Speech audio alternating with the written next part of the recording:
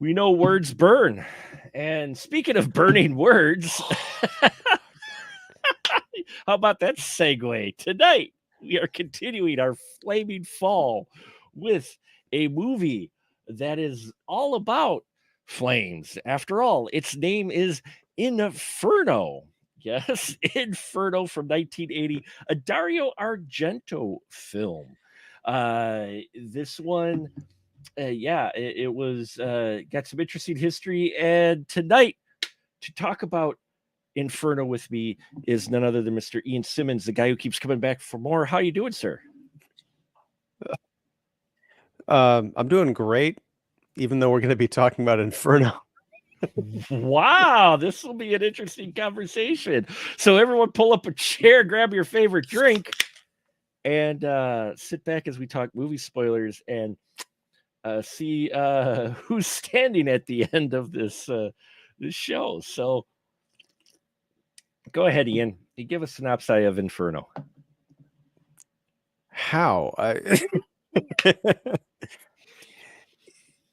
There's a woman who discovers the building she's living in New York may have been maybe the one of the three center points of three, I guess, monuments to witchcraft. There's the three mothers, and they secretly rule the world through their shadowy cabal. And there's mystery, there's deaths, there's a brother who is studying music in Rome who comes to New York to help out his sister. There's more deaths. There's a creepy cat woman in the music hall, and a lot of weird occult stuff. Some amazing Dario Argento cinematography, and a quite stunning underwater sequence that opens the film, and from which the film I don't think actually recovers or ascends past those heights or depths, as the case may be. And yeah, here's the thing, Mark. When I was watching this the other day, even though I was in the midst of a COVID stupor, I was like, I've seen this movie before. I don't remember much about it. I know I did a podcast about it on my own show. I don't remember anything about it. So I went back and listened to that conversation because I'm like, did I ever like this movie? I feel like because it's Argento, a filmmaker that I have come to appreciate because I did a whole series on his work and all that stuff. But no, turns out that my first reaction to Inferno on that podcast years ago was the same one I have today, and my co-host at the time kind of verified this. Like, yeah, this is it's more of a mood piece. You're not really meant to think about the story because it doesn't really make a lick of sense. And yeah, it's got some cool stuff going on, I guess, but it's also kind of a slog. That's my take on Inferno.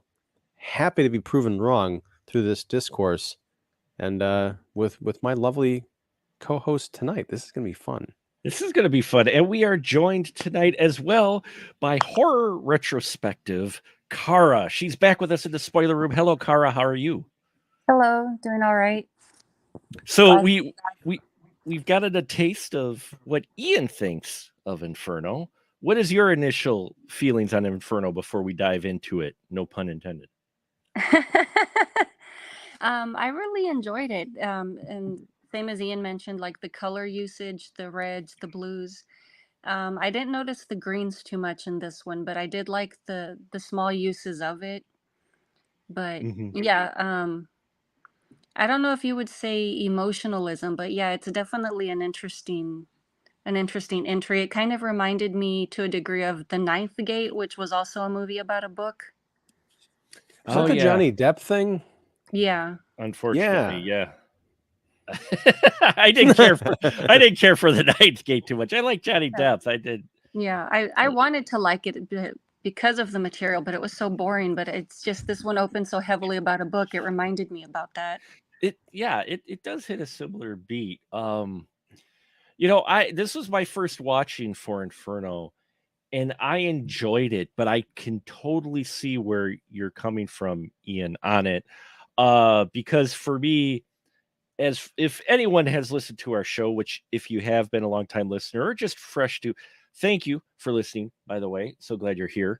But I'm a big visual guy. And so for me, I love the visuals and I love a bit of the unexpectedness that comes from this script because characters that you're introduced may not make it to the end of the movie. And No. I at least liked that. It was a surprise to see. And we will be diving into the spoilers in just a little bit. It's the spoiler room, folks. But my high level thing is I enjoyed it. I wasn't blown away, but I found it very interesting. I enjoyed the visuals. It is very if you're ever looking for a prime example of Dario Argento's visual style, it is in this film for sure. For the most part, there's a lot of interesting stuff they do with the camera. There is interesting things they do with the story. The thing is, this is actually meant to be a trilogy. Uh, with Suspiria, this, and then there was a third movie, The Mother of Tears, which would not come out for 27 years after this one. And I talked to our good friend, Mr. Derek Carey. Go check out his Astro Radio Z podcast, great podcast on his Patreon. But I talked to Mr. Derek Carey, and he's like, yeah, he saw The Mother of Tears, and it suffered from a lack of budget, as well as a number of other things being 27 years removed. But if you look at this with Suspiria, you can kind of feel like it's in that same world. It's got this very same tones in that, but this almost feels like that middle film syndrome of sorts, to where you feel like you missed maybe part of this story at the beginning, the way it starts out.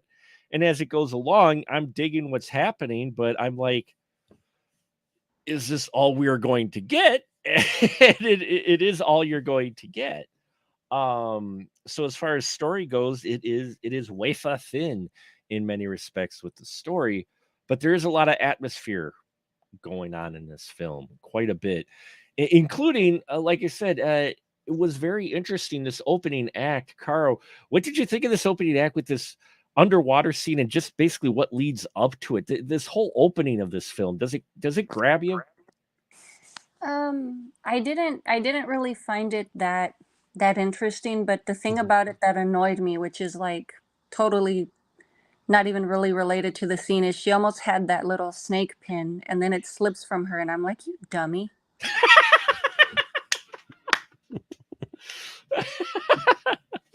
There was a bit of that. I was like that too. I'm like, how did you how do you not grab that? It was like I'm like, oh, okay, I'll just roll with it. But yeah, I was like I was with you on that as well.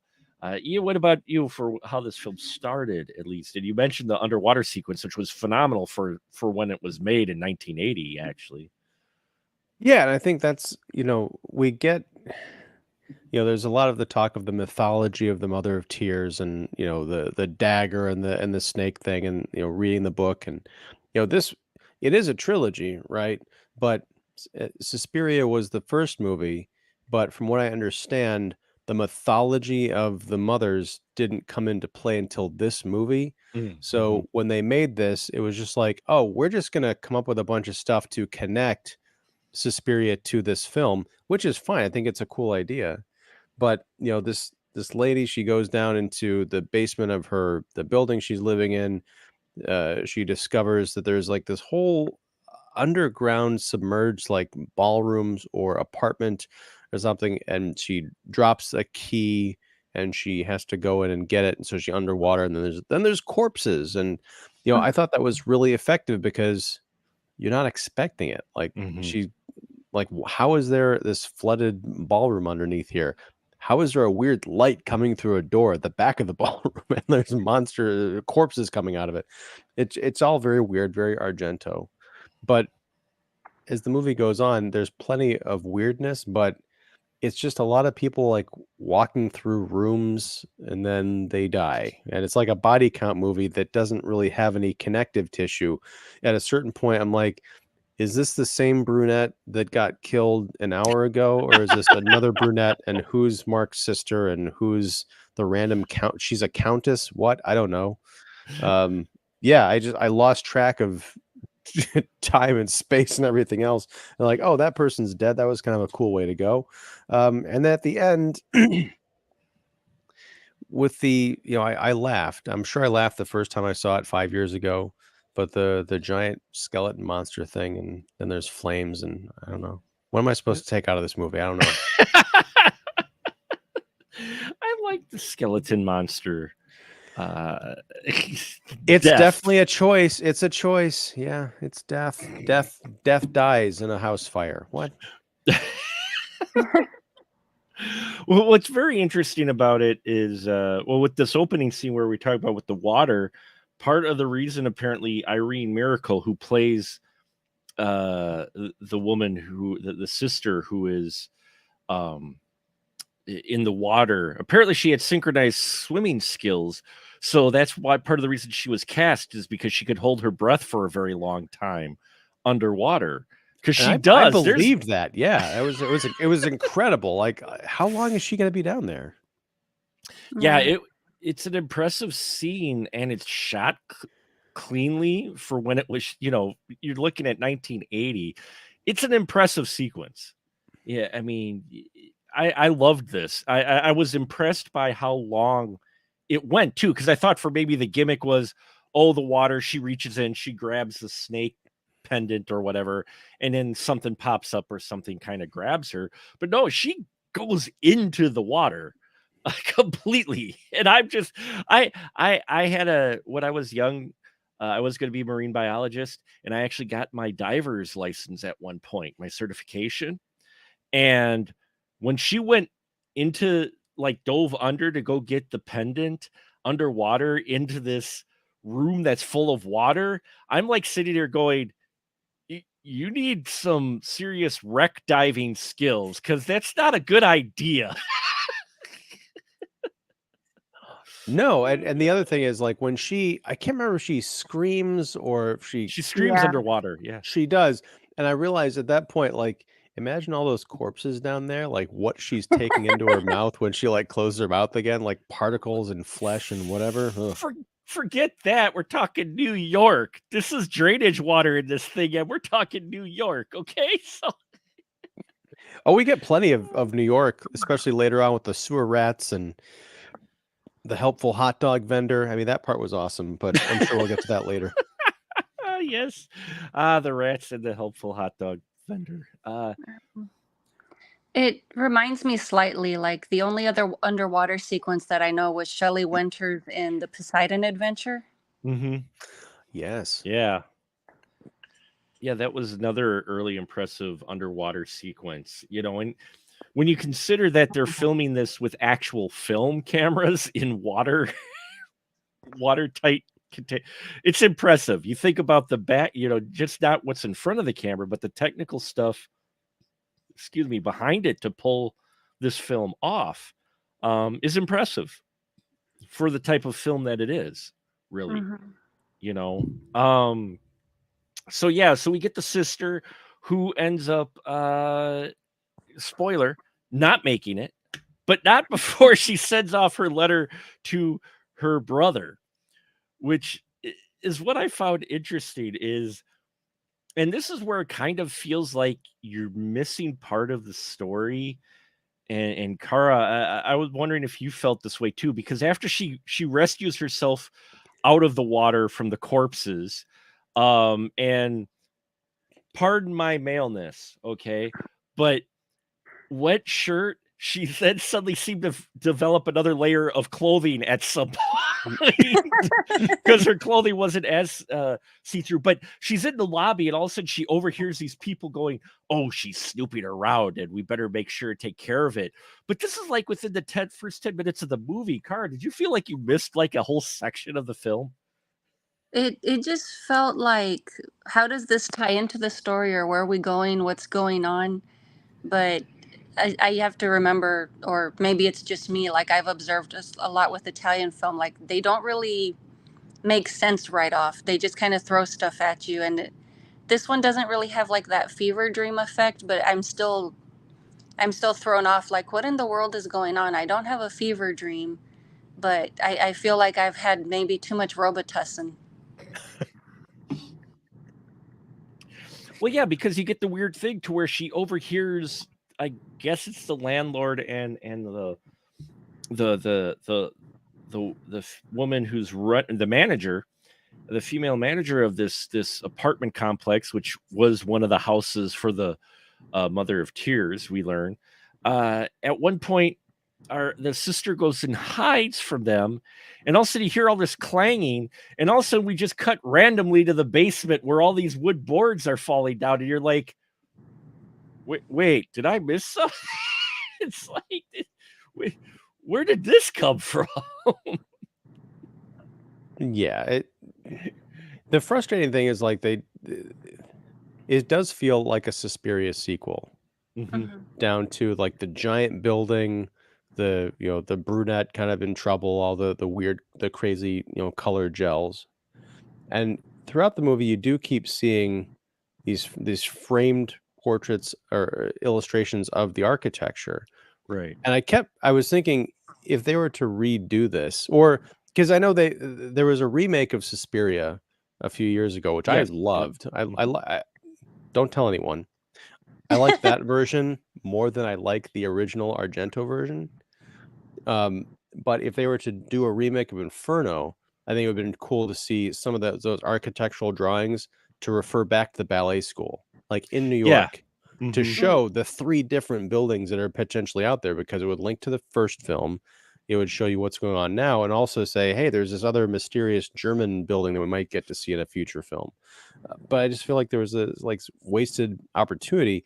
And then when all these weird supernatural phenomena would happen, like, wait, there's all of a sudden this monster with like long witch fingers doing stuff and stalking Oh, people, and there's a person with like the black leather gloves. I'm like, make up your mind. Are you a giallo? Are you a supernatural horror film? What's going on here? Yes. Yeah. uh, apparently, though, maybe part of the reason why this comes off the way it does is because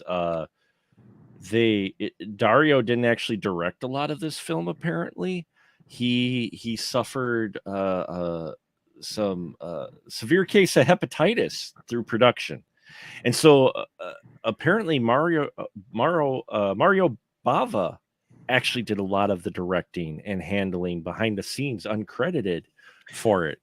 I know he did a lot of the effects stuff, or Mhm. helped out a lot there, which makes sense. I mean, because some of the deaths in this movie are just fucking brutal and They are. very, very, They very are. Bava-esque.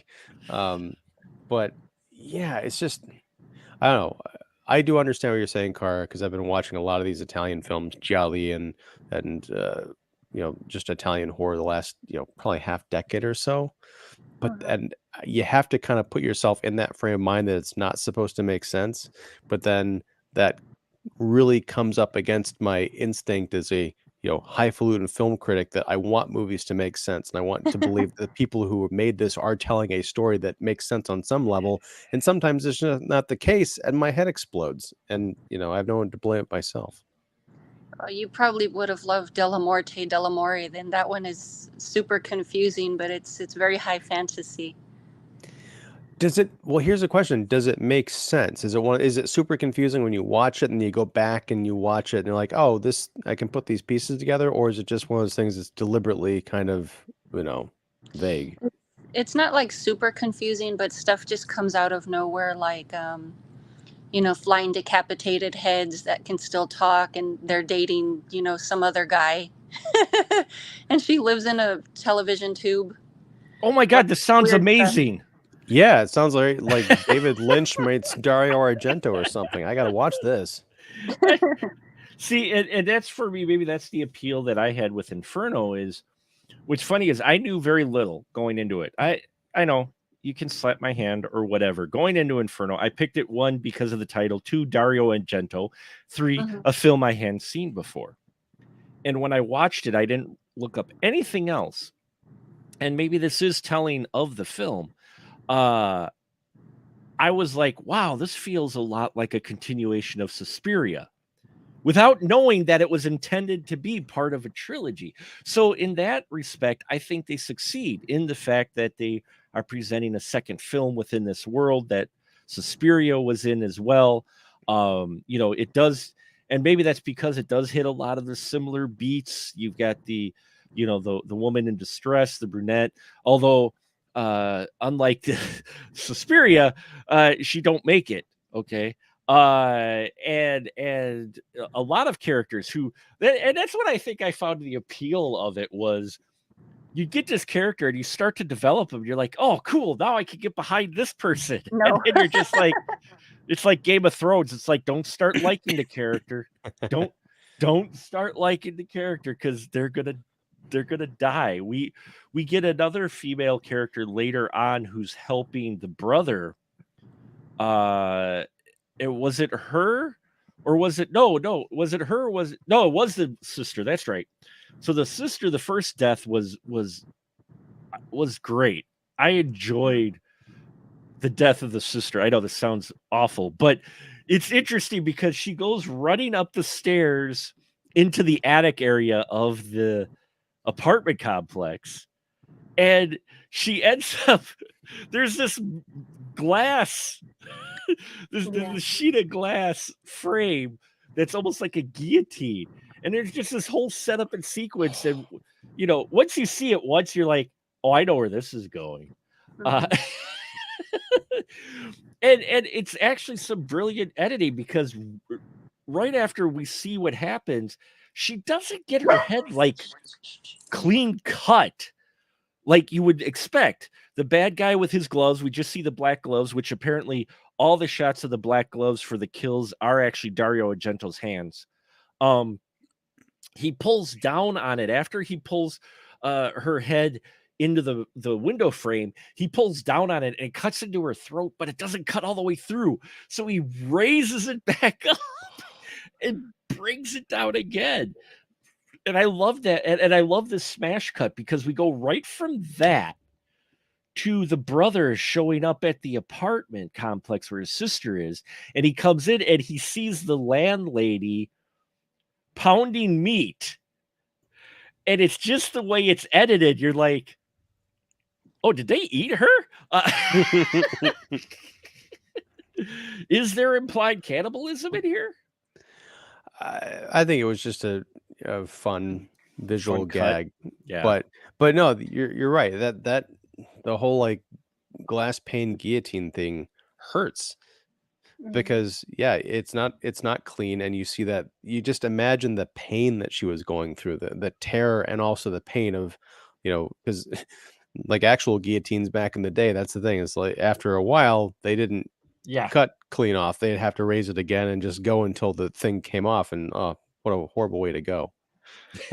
But yeah, it's a lot of the deaths in this movie are very creative and kind of extreme, but they're few and far between, and they're not held together by any kind of like story that really makes sense. That was my biggest frustration. I was like waiting for some either more mythology or more characters to interact with each other, instead of like, as you mentioned, Mark, character shows up, we're with them for 5 minutes, and at the end of that 5 minutes they're dead.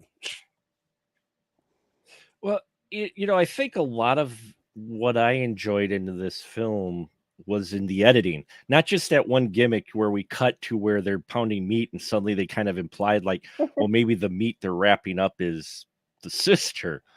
But later on, and maybe this is a sign of the times, but Kara, if you're fearing for your life, I have to ask for your perspective. I hope you don't mind, but you're a woman who lives alone in an apartment complex. You fear for your life. Are you just going to ask a strange guy to, hey, could you keep company with me in my apartment because I feel like I'm going to be killed? Or do you like go to the public coffee house down the road?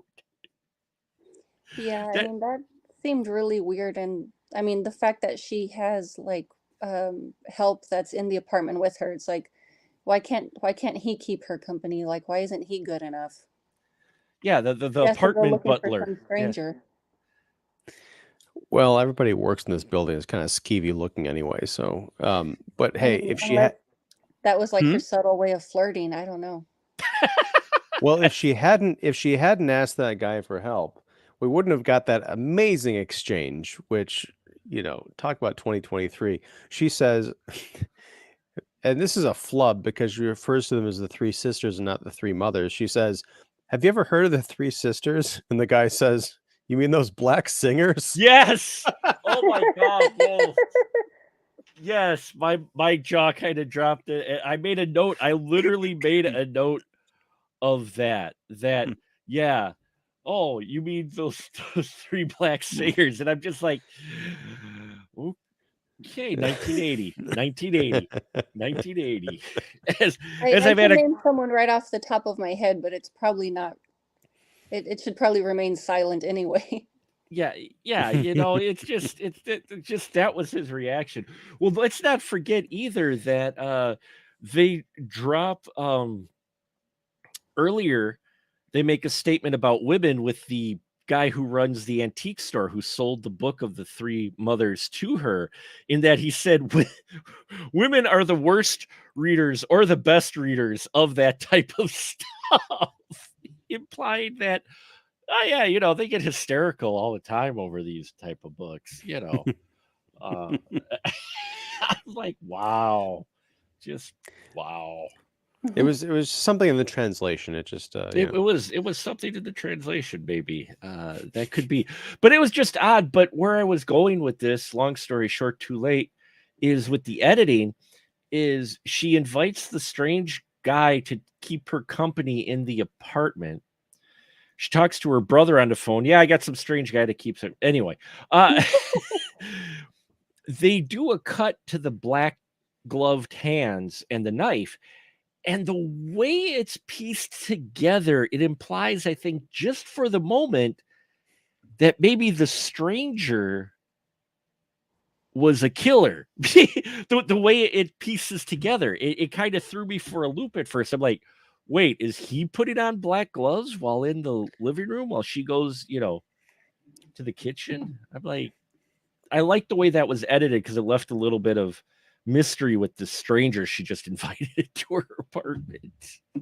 Yeah, and there's some fun misdirection all throughout this movie because you're wondering, okay, who's killing who because everybody's dying. Eventually, there's the only person left is gonna be the killer, and that almost is what happens. I mean, Mark makes it out alive. Yay! Hooray for Marks! Yes. Did you notice? The thing I loved about the dubbing in this movie is whoever dubbed Mark, because I guess Mark is supposed to be an American. Yeah. But whoever they got to do his voiceover, I don't know if it was the actor himself, but it sounded like the actor William Atherton. He played Peck from Ghostbusters, and he sounded exactly like him. It was very strange. It was very strange. Well, what's interesting that you mention it now is, how's this for casting? James Woods was supposed to be cast as Mark. Get this, to play his sister, Nancy Allen was supposed to play Rose Elliott. Yeah, right. When James Woods was in talk to play the role of Mark, he turned it down only because of prior commitments. Nancy Allen was going to be his sister. See, here's the thing. That's a missed opportunity because that would have instantly made this movie a classic. Changed nothing else about it, but James Woods and Nancy Allen in a Dario Argento movie. Right? That's like printing your own money right there. Especially with them being brother and sister. What the hell? Yeah, I don't know. But, we also have this theme of cats running through it again. And threes, too, because there's three cats in the alley in the beginning. There's cats that show up later in this wonderful sequence. I'm sorry. You know what sequence I'm talking about, when I think it's the old guy gets attacked and it's like they're throwing cats at him. But here, I got to give them credit because it looks like they're throwing actual cats at him, not like shitty dummy cats, or at least not all of them. Yeah. And they do have enough effective close-ups of like cats with their claws coming out and close-ups of their teeth. It's cheesy, but it's also disturbing because I'm like, I feel like that guy was actually getting attacked on set. Okay, here's what's going to happen in this scene. You see all these cats over here? We're gonna throw them at you, okay? What? Action. Yeah. It's like, wait, what was that? Rawr, ah! Well, they do a creative cut though. I was impressed. I would like to think he didn't actually hurt a cat, but when the old guy is like, he warns the the woman and the guy who are at the house, who are folks that are, they've got deals with death or whatnot, got the supernatural angle with them. You kind of have to watch it, I think, again for it to really be clear. But they're the ones that have all the hokey stuff happening at the apartment complex, and the cats. He warns them that, hey, I'm gonna start taking care of the cats if you can't control them. And he grabs this one cat and he takes him over to the bag that he's putting together, of this bag of cats, which he already has assembled. And his cat's, moving around, and he thwomps the thing on like some. And I was like, I hope that was a puppet, because he thwacks that sucker. Well, and later on, there's a scene where we see a cat like eating a mouse. Like they Yeah, like cut back to actually, it a yeah. couple of times. I'm like, I don't know if that's a puppet. That wasn't a puppet. No, I think that was a cat actually eating Well, a I know it mouse. was an actual cat, but like I didn't know if it was like a fake mouse or something, but it Oh, looked really convincing. what, Ugh. what did you think of what happens to our guy who wants to kill the cats, Kara? This is a rather long sequence. I don't know. Not everybody's a cat person, but I don't know. Must have been fed up with them. Just, I mean, it's not like a dog. It's not going to sneak into your yard and leave a present. That's true. But this whole sequence where he goes to drown the cats, and then there's rats, and then the creepy butler who serves the two folks running the apartment complex, the witches, if you will, and the warlock. He comes by and kills this guy.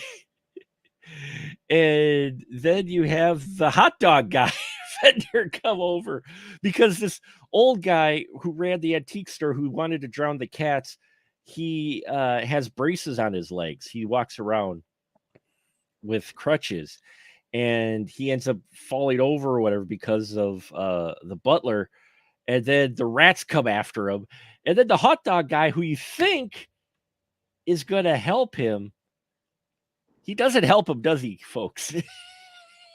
No, and I like to think that it's not because he was, part of some, evil spell or something. He was just a New Yorker. This old man screaming, help me, they're eating me alive. And the guy just comes over and you see the giant cleaver come down, and just like, now he doesn't have to call his sausage guy for the next month. He's got his links all ready to go. Well, no, he fed him though to the rats, though. He rolls his body over to the tunnel where there's even more rats so they could eat him. Well, they cut away. I'm sure he was just, Tenderizing. they were Yeah, tenderizing him for. Yeah. What'd you think of this whole sequence with the rats and our antique guy?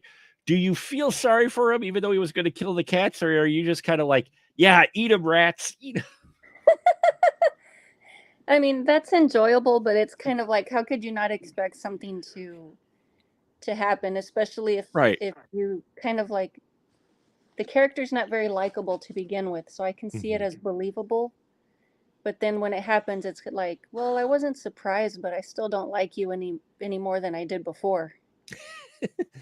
Yeah, I mean, the guy drowned the cats. You're just like, you know what? That the rats eating you. That's kind of fitting. That's kind of fitting, and there's a lot of rats. I mean, I know it's New York. That's a lot of rats. Yeah, there's like 100 of them. They're just pouring out of this sewer pipe. I don't know. Much like a lot of the sequences in this movie, I feel like it went on way too long. So, like, my enjoyment of seeing this dirtbag get eaten by rats, it was kind of like, and he's still getting eaten by rats, and he's still screaming for help. And fortunately, the hot dog guy comes over and you get that nice little surprise. But like before that, I was like, are we wrapping this thing up? Is this guy dead yet or not? So, so do you think the hot dog guy was in on the coven or whatever it is group that, or do you think he just, like you said, is a New Yorker, wanted the guy to shut up, and he's like, okay, here. It's weird because I kind of think about back to like the Devil's Advocate, Right. where like Jeffrey Jones is running in the park and he thinks he's being pursued by demons and it turns out he dies of a heart attack or something. I kind Right. of feel Yeah. like that same thing here. Like the hot dog guy was just swept up in the mania of like, okay, this is just that old bookseller guy. He's part of this whole like coven thing where he's adjacent to it, but now it's just his time to go. And the hot dog guy was the vehicle to do it. I don't know if he was evil or just possessed, but nothing makes sense in this movie, so I don't know. Car, what do you think of the motivation behind our hot dog guy and his dispatching of ye old antique dealer? I don't know. It just kind of seems to come out of nowhere. My first thought would have been same thing, like, okay, that's more hot dog meat. Yeah. That didn't work out. And then it's kind of like, okay, well, do they have like this secret war between themselves between books are better than hot dogs, or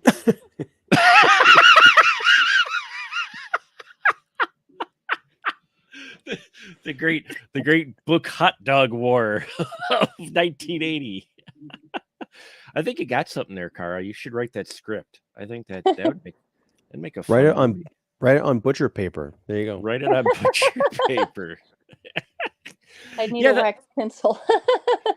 you almost feel like you're missing a section of this film with the hot dog guy, and there's a few other scenes too, almost like it was cut up maybe a little too much.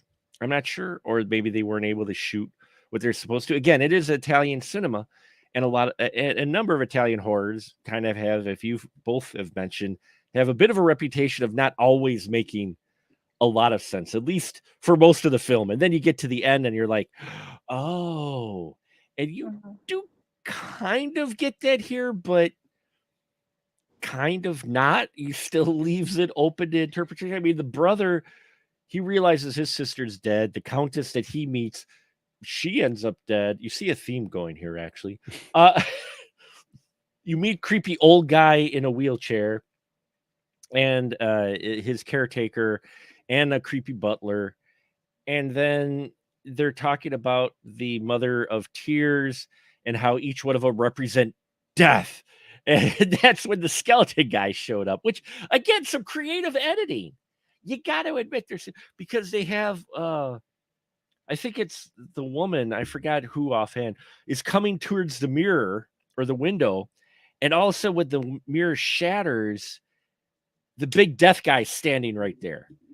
And I loved that, to go after Mark, um, who, you know, he's a music guy, so you don't have a whole lot of deductive reasoning here. And maybe that's what's missing for it for some people, is the mystery sleuthing part, because there's not a whole lot of that in this film, but it feels like it's trying to, but it's not. Well, what is this movie about, Mark? Mm. It's about the creepy folks who run this apartment that the one sister got her nose too deep into things to discover that there's this ancient group of witches that have this house that have been living for a long time and doing dark magic type stuff. And so she ends up dying, and the brother comes to investigate her murder, and he gets caught up in all of it as well. Well, I mean, it's not too far-fetched from Suspiria, because I mean that's like an evil ballet school and it has all these witch-run stuff in the background. But what makes the apartment building so special, other than there's like this really cool stuff in the basement? Well, because it was built for one of the Mother of Tears. That's one of the three locations. Uh, Right. I don't know. I guess to Kara's point, I guess I just felt more like there was something going on in, with the ballet school. Right. Like, I feel like there's this giant New York apartment building and 6 people live there. 4 of them are evil. It's Uh, like the Sentinel tried to rip off Psycho and became an Italian film. Perfect. That's it right there. Man. But yeah, and like at the very end, like the Mhm. building burns down. I mean, she was a witch. She couldn't have put out those fires. And Well, fire and what witches don't get along very well, so. I know, but she can cast spells. It's not like, I mean, there was ample opportunity for something to happen, and the building didn't.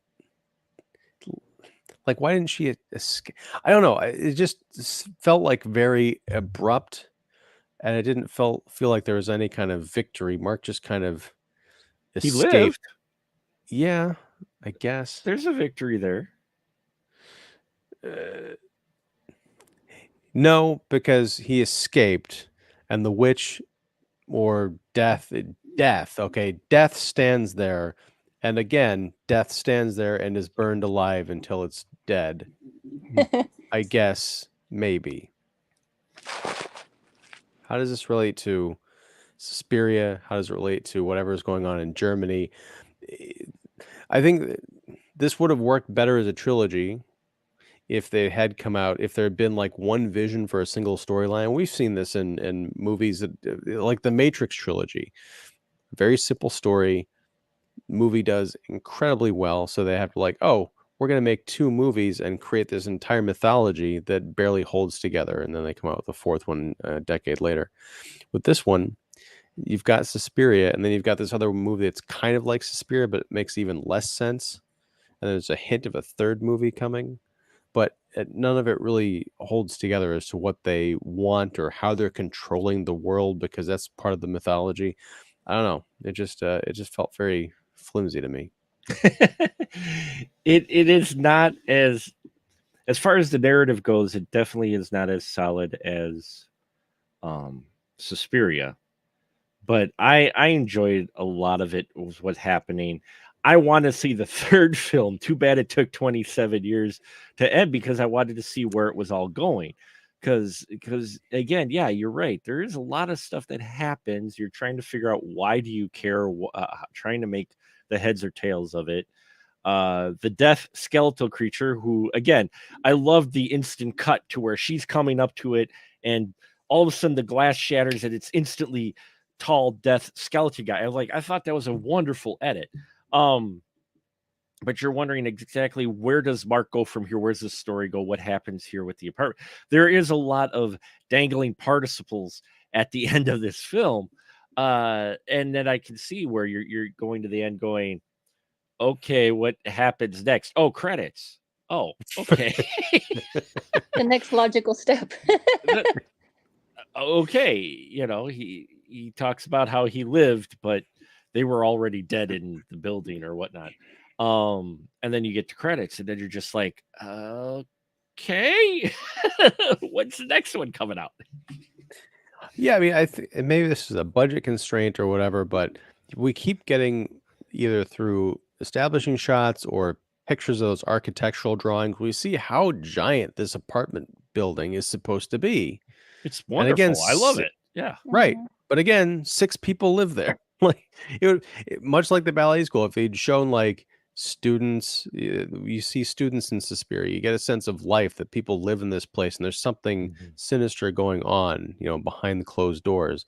This is just like a creepy abandoned old apartment building, which I guess is fine, but they keep talking about, no, this is an actual like working apartment, but you never see anybody there. It's a working apartment. You see very sparse people there. Yeah, I get what you're saying on that. I mean, it actually was surprising when the Countess showed up. She's like, oh, there is someone else in the building. And she's got a butler who's a creepy butler who's actually working for the witch, which, we find out later. Lovely eyes gouged out and hanging on the cheeks scene. That I was love great. it. I loved that. That was Yeah. great. There's some great deaths in here, some great visuals and everything, but For the narrative, it is sparse. It really is sparse, and maybe that is part of the a budget constraint. Part of it maybe was because Dario Argento was sick for most of the shoot, to where they had to keep it because most of the interiors of the apartment complex were actually built on an Italian soundstage. So those were like sets they built for this. Well, I mean, that's I think one of the most interesting parts of it is, Mark, when he goes down into the basement, his kind of mirroring his sister's descent into madness. Right. You realize just how, like, the further down you go, the more luxurious this place becomes. Like, there's that whole underground, like, facility that the professor guy had. We haven't really talked about him, the old guy in the wheelchair who gets choked on his own, like the cord that controls his voice box thing. I love that. That was intense. Yeah. I loved that. The guy Mark does the investigation, folks. He's diving deeper, Inferno, diving deeper into hell, if you will, if you're looking for some metaphor or representation or whatever. He goes deeper into this apartment complex to hell, and he finds the old guy. Old guy is the architect who built the houses for the three mothers. And he talks through a voice box. And he's got this cord around his neck. It's talking to the voice box. And Mark he's a musicologist. Okay. So he's into music. He has no business investigating things because you've got creepy guy in the basement who's obviously up to nefarious things. And he goes, "Come closer. I need to tell you something." And he's like, "Okay." So he goes up, and of course, the old guy's got a syringe of some shit that he's like poison or something that he's going to inject him. And Mark at least was smart enough to knock him over. And yeah, then he's choking by his own voice box cord as Mark does a snake movie bit to where he sucks the poison out of the wound because old guy couldn't insert it all the way. But then he saves the old guy. He actually takes the cord. I'm like, I want to let the dude choke. The dude's all like, "I've built this for these witches and they're going to live for," and he's just like, "Oh, that's great. Oh, darn, you're choking to death. I'm going to go. Okay. You're busy. I'm just," but he rescues him because Mark's the hero. He's the good guy. Yeah, I guess. I don't know. But no, I thought the ending was interesting, and it's visually interesting. There's a wonderful scene when the Countess is looking up information and she finds the book of the three mothers when she's in this wonderful library. Oh my God, I love the library scene. Library was great. It almost looked built for the movie, but I couldn't tell, but I love the library scene, how she asked for the three mothers, and the guy's like, "Oh, the book should be right behind you." And I'm like, well, that's convenient. But she descends down in an inferno as well, into a I don't know, Cara, what was the guy with all the burning cauldrons, which aren't recommended when you have books around, by the way? No. Who was he? Do we get any establishing anything of who the creepy guy was in the basement of the library? As far as I remember, I think that's the only time we see him, but he sees the book and he freaks out and he's like, "Give me that." And Right. The girl's just kind of trying to get out of there. Doesn't he also have those crazy, like, creepy fingers? Like the long fingers? Yeah. Isn't that the guy that does the guillotine glass thing? Yeah, I think so. It might be the same guy. Yeah. Yeah, that's true. It could be the same guy. So it could be the actual killer for the apartment. I didn't catch that at first. Would that also be our hot dog vendor? Oh. Should have been, anyway. We didn't get a shot of his hand, so we're not quite sure. Just, handless hot dog. Yeah. There you go. He was boiling the sausages in the cauldrons before he took him to the little truck.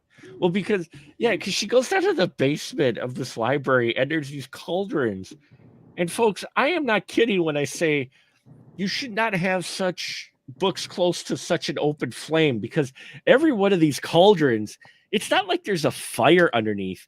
These things are on fire. I mean, Oh yeah, the flames are licking the sides. It's beautiful. Like that, the whole set piece is really cool. It is the coolest basement to any library, but also the most dangerous because you have all the books around. And yeah, this guy freaks out when he sees she's got the Three Mothers books and starts holding her head towards melted wax or something, porridge. I don't know. Porridge. Huh?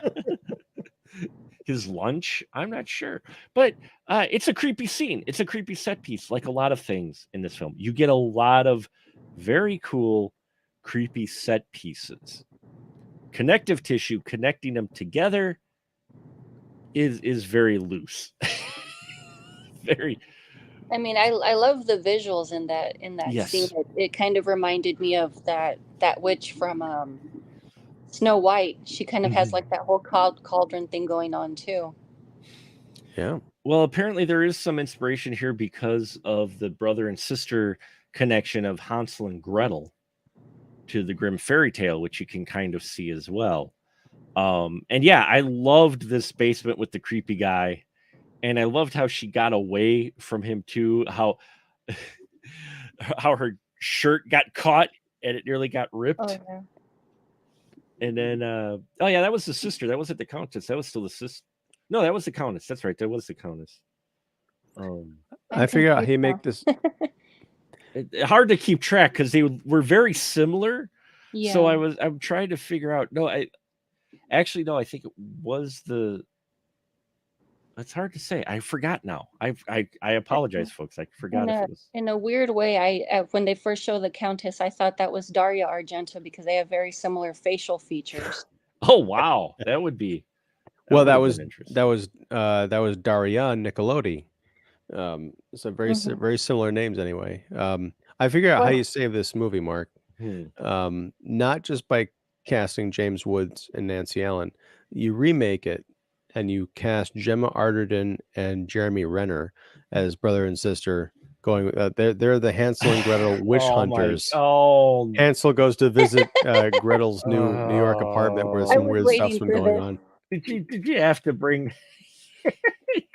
I'd watch the hell out of that movie. Wow. Okay. Hansel and Gretel Inferno. There you go. Hansel and Gretel Inferno. No John Travolta. No John Travolta. No, we don't.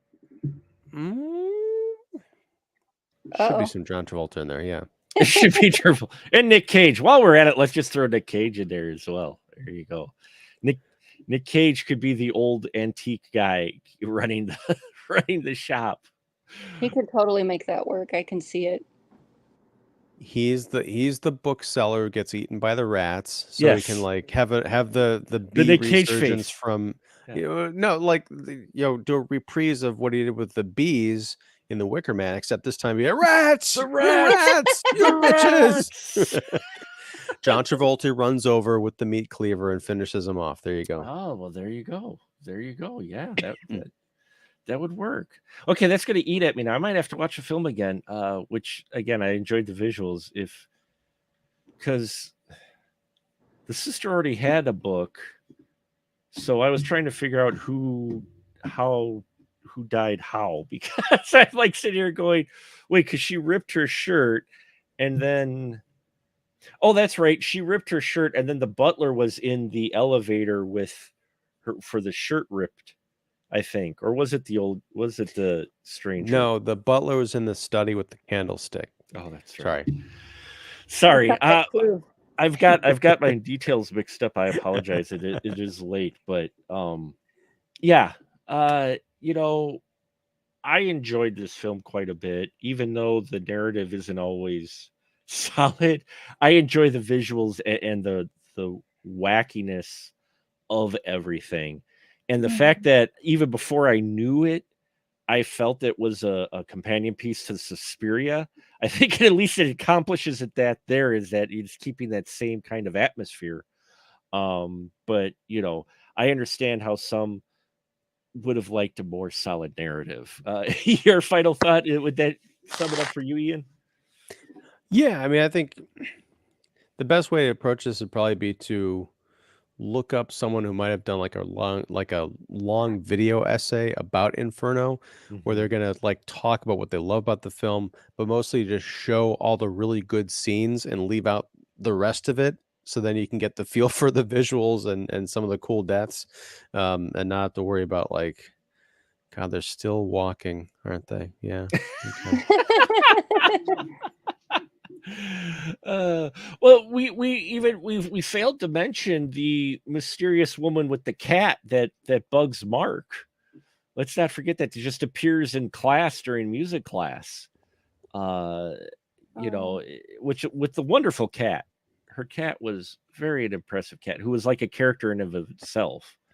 Um, and it was the randomness of her as well showing up that you're just like, what? Uh, I don't know. I mean, she looked very familiar. I want to say she's been in another Argento film. I don't know.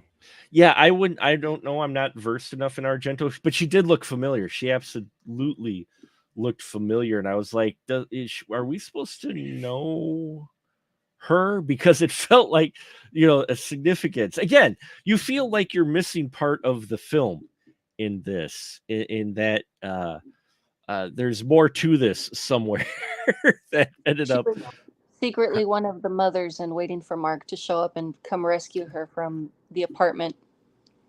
right. I mean, it could be that. It's hard to say where that that connection with her is, but it's definitely a film that I think I need to watch again because again, some of the details are blending together because of the visual styles and that the locations.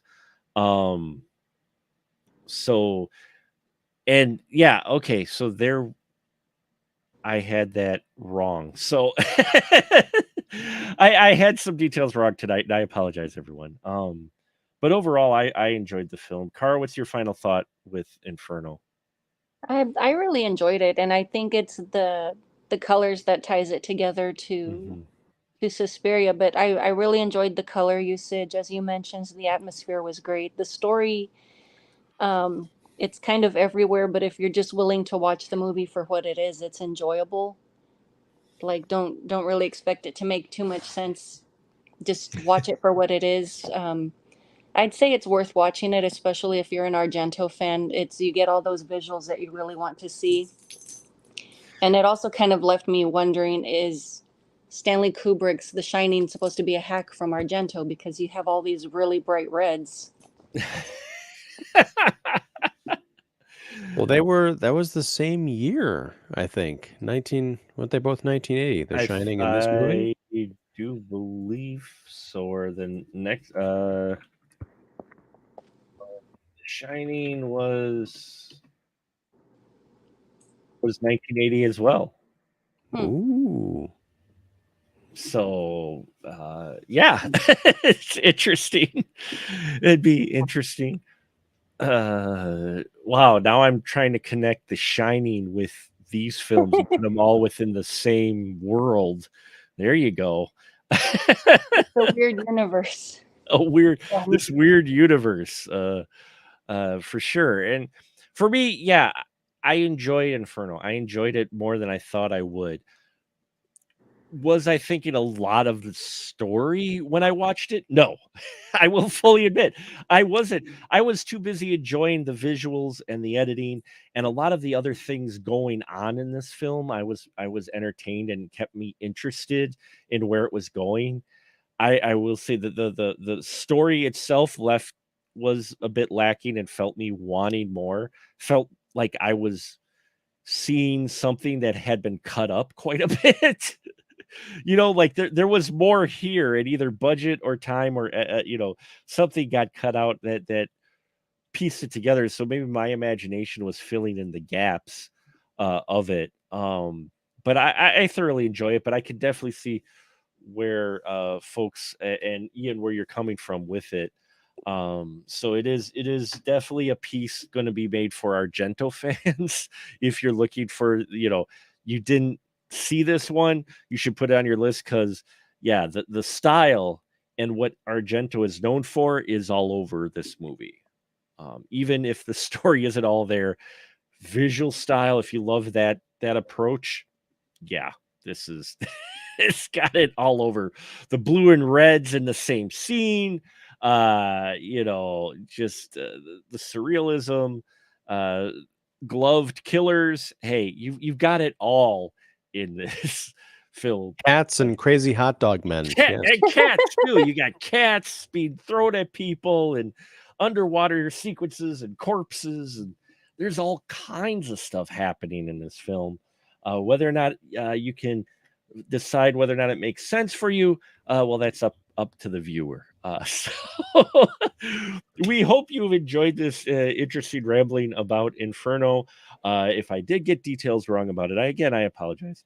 But yeah, I think it's an interesting film, but it's going to be for select tastes for sure.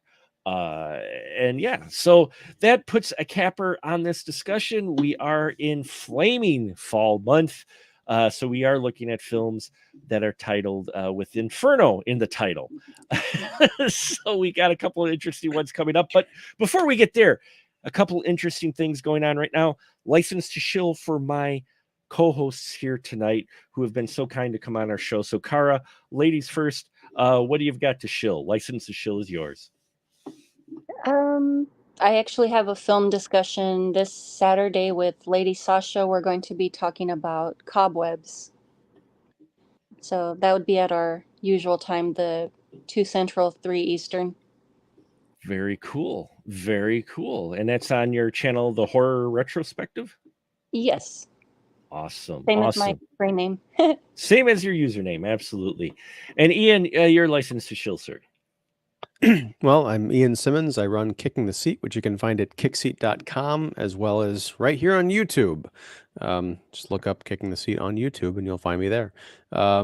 Do interviews and reviews and all sorts of fun stuff, live streams. Been a little bit slow this week or last week because of COVID, but I'm on my way back and got some fun stuff coming up. So yeah, come hang out. And I'm also here on Mondays talking about Inferno movies, apparently. At least this month. Yes. Well, like it's great because the first 2 movies of this month I'd seen. The next 2 I haven't seen. I'm really looking forward to next week's because it's one of those ones that I've always meant to watch and I never did. As an Eli Roth fan, this is a pretty big gap in my knowledge. Ooh, that's going to be interesting. And we're going to have the diva of the spoiler room back as well for Green Inferno. And Kara as well. I believe you mentioned that you wanted to be on Green Inferno. So we're going to have a full panel next week. That should definitely be an interesting discussion. Some of those folks who have part of our Patreon, which if you haven't joined it, you should. Reasonable tiers for really cheap prices. I've discussed a number of times my theatrical experience watching the Green Inferno, and you'll be able to hear it all next week. So stay tuned for that, folks. Please like, subscribe, and all that here, Ian and Kara's stuff. And if you're at all interested, you can like and subscribe my stuff at specialmarkproductions.com. And with that, folks, we are going to end it. Yes, next week is the Green Inferno, so stay tuned for that. And until next time, we'll just say a good night, everyone. Good night.